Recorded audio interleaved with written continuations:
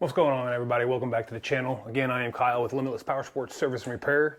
What we got going on today is a 2014 Massimo MSU 800. I'm going to run you guys through how to check the valve clearances, where you can find the valve clearances at on the machine, and just give you a quick little rundown of how that goes. These machines do get tight on their valve clearances pretty quick, but it is a pretty common problem on most of your machines like this, on your Odes, Massimos, Colemans, everything made by Linhai or HIsun. A lot of your Chinese machines or foreign machines, or however you want to talk about it. I'll try to put some links in the description for the tools I'm using. On Amazon, you can pick up a couple really handy tools that adjust these valves pretty quickly and easily without having to use a wrench and a screwdriver. It comes with a little valve clearance set, really nice. But it is a pretty big common issue on these machines is that they lose their valve clearances pretty fast. They do get tight, hold the valves open. They do loosen up, hold the valves closed. You know, the timing becomes a mess when it comes to duration and lift on the cams if your valve clearances aren't right and the way the machine runs. So we'll hop into that right now. All right, so on this MSU 800, guys, where you can find the placard for this one is actually underneath the fender well on the driver's side. We'll just hop down here, we'll shine a light up in here, and you got a little placard right there. Might be kind of hard to see and focus on, but that placard there tells you valve clearances, RPMs, type of spark plug to run. It's got a lot of information. You'll find it pretty much on every one of these Massimos and HIsun products. So like I said, this one particularly is underneath the left front fender well on the driver's side. All right, so what we need here, we need to take out the spark plugs on both cylinders to make it easier to rotate. 6mm socket, and then I have a nice little specially set for adjusting these valves. I'll show those to you guys in a second here. So let's go ahead and get these spark plugs out of the cylinders real quick. Quick and simple. And that way you guys can check the spark plugs too to make sure they're not getting fouled out and all that. I use on this, I have a snap-on 5/8 spark plug socket. I run a 6-inch wobbly extension to help get around the shift bar, the shift linkage bar right there. It's really nice. All right, so just to give you guys a little info here, there is, I consider, 3 different ways to rotate the motor to line up your timing on your cam sprockets, so we can make sure we're at top dead center when we adjust the valves. We're gonna start on the rear cylinder, which is number 1 on this unit. And it faces towards the back. The 800 is a V-twin. So you have down here a little, what I call a plug. It's a big flathead. They're pretty tough to get out sometimes because these get awfully hot and they like to kind of seize themselves in there a little bit. But you can take that out, and I believe it's either a 14 or an 18 or 15 or 16, one of those darn sockets to turn the motor over by hand by using the flywheel bolt. A lot of people will take off the CVT cover, but in order to do that on this model, you have to remove the gas tank to give yourself some room. And what they'll do, they'll turn it over the primary clutch by hand inside to line up the cams on these things. I just like to bump the key. Once everything's open and everything's cleared out of the way, I bump the key over and get it as close to top dead center as I can. And usually it's close enough that you can adjust the valves without having any issues. You do not have to be perfectly at top dead center on these to adjust the valves. It is ideal to be at perfect top dead center, but as long as you're not on the cam lobes in any way and they're faced away from the rocker arms, you're going to go ahead and adjust the tappets on these. It really doesn't affect these models that much at all. So guys, this is what I use when I adjust the valves on these. This is a pretty handy little set. I got this off of Amazon, I believe, or maybe I got it out of Parts Unlimited. I can't remember, but they do sell them on Amazon for about 40 bucks. It comes with an 8mm, 9mm, 10mm. It's a 12-point socket on that side with a hole through the middle. And then it comes with a large square, or should that was a small square, the large square and the blade. And all you got to do for that, I believe this one's a 10mm nut on these. You just drop it down in there and it goes all the way through. You slide it on top, break it loose.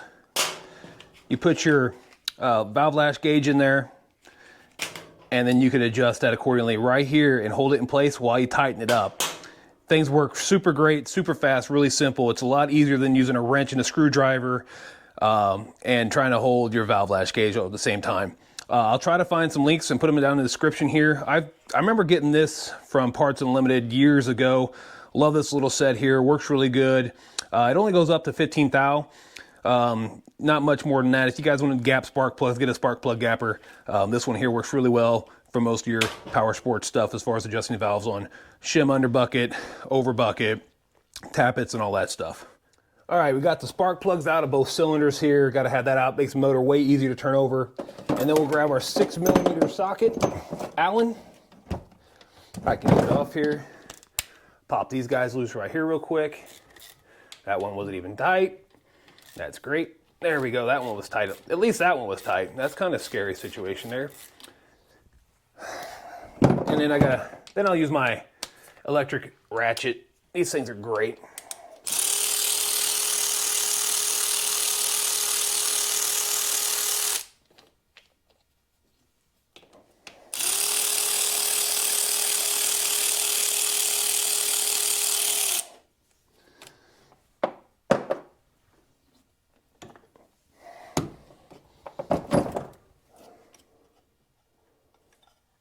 Here's the valve cover. We'll check that. Everything looks good in there.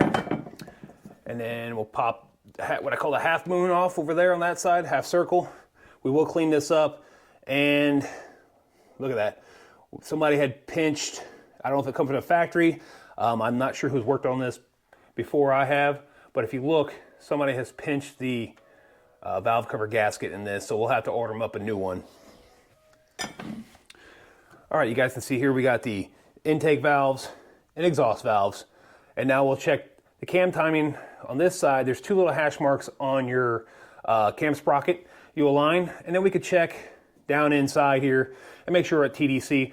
But you get these two lines even with the head here, and then you can adjust there. So let's go ahead and take a look at that real quick. You can sometimes turn them by the bolt on the camshaft, but I highly do not recommend doing that. You could snap one of these off, and then you're really in for a big world of hurt. I've seen people do that. I don't recommend it, but like I said, you may see videos where people do that. All right, guys, so I went through and I rebumped it over and got the timing set up as perfect as I could get it.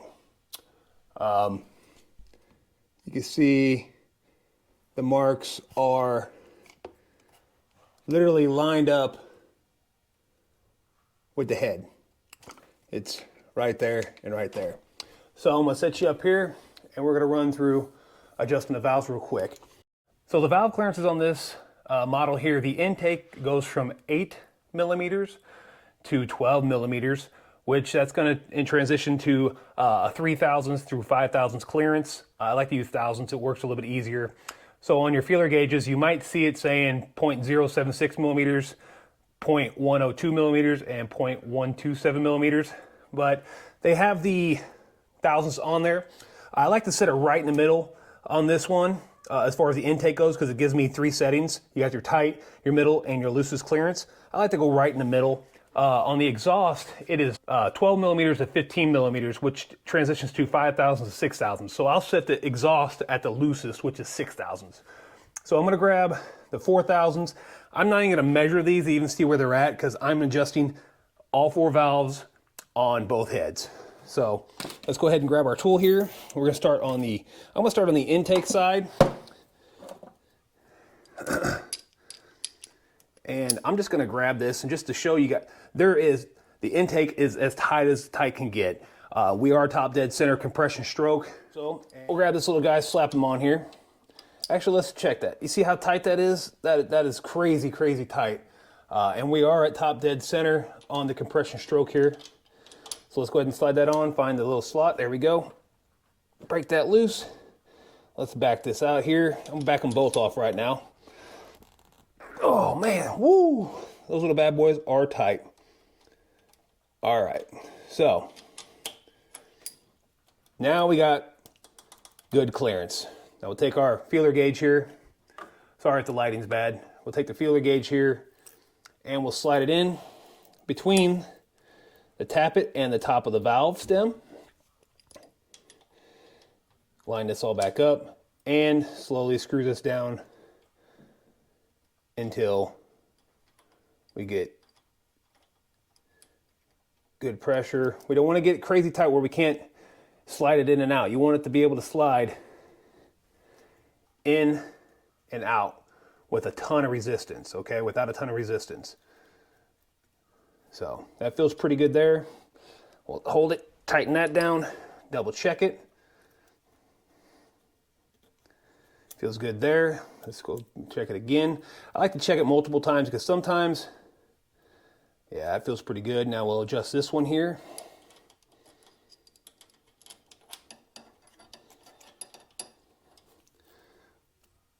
I like these nice thin feeler gauges. It works really well on a lot of your Triumph motorcycles and motorcycles that are really hard to get to the number 2 and number 3 exhaust cylinder valves. I have seen the tappets on these start to indent and wear out too. Back that up a little and spin it around this way here. Okay, let's see here. Got some nice resistance right there. We'll tighten that down and then we'll check it again. Feels good, pull it out, slide it back in. And that's a little too tight. So I always double check them because it can become just a little too tight when you go to tighten that, especially don't hold that in place very well. That feels good there. That actually feels really good. I'm going to try to tighten the nut one more time, just a smidge. Now we'll check it with a 6 thou. Make sure the 6 thou does not fit because that is actually a thousandth out of spec. If the 6 thou fits, we don't need to go back in and readjust. And then I'll jump down to the 5 to check that to see how close I am to the 4 thousandths adjustment I made on the intake. And we're pretty good.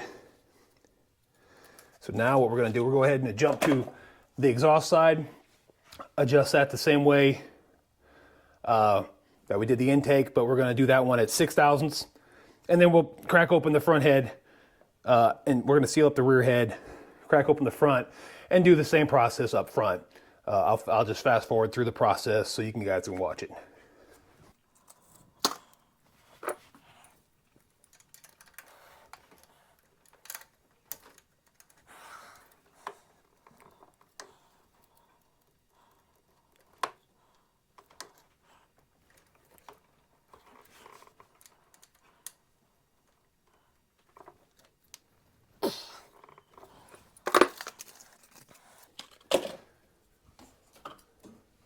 All right, we're going to check it with the 7 thousandths, and that goes in too easily. We need to readjust that with the 6 again, and that one goes in there too, so we need to just readjust both of those one more time.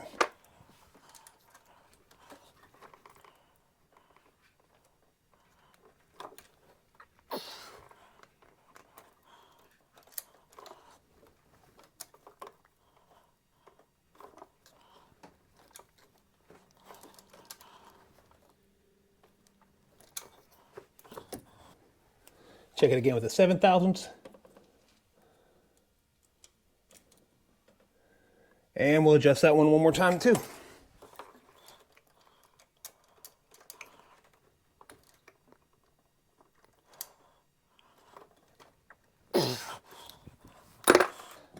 All right, last time with the 7 thousandths here.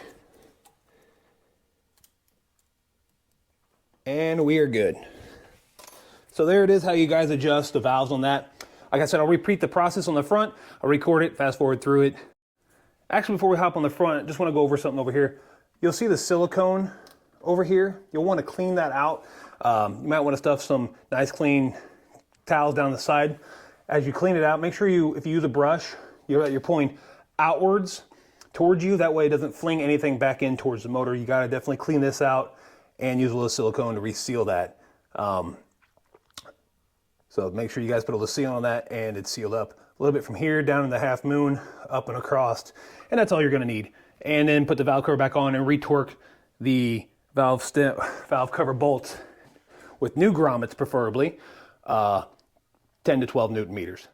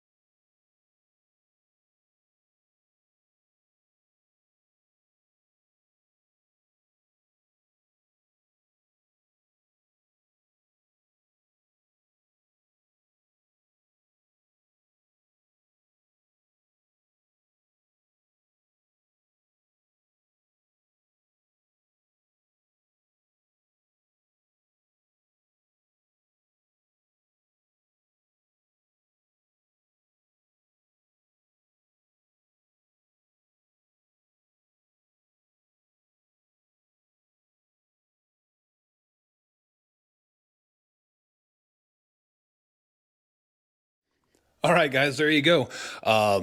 Again, if you have any questions, give me a holler. I'll be happy to answer. ATVs, UTVs, motorcycles, whatever it may be. You can see me holding my microphone in my hand. My other one went dead during this, so I'm going to have to go back over it and re-narrate it all. So sorry for that. Again, guys, I am Kyle with Limitless Power Sports Service and Repair. I'll catch you guys on the next one.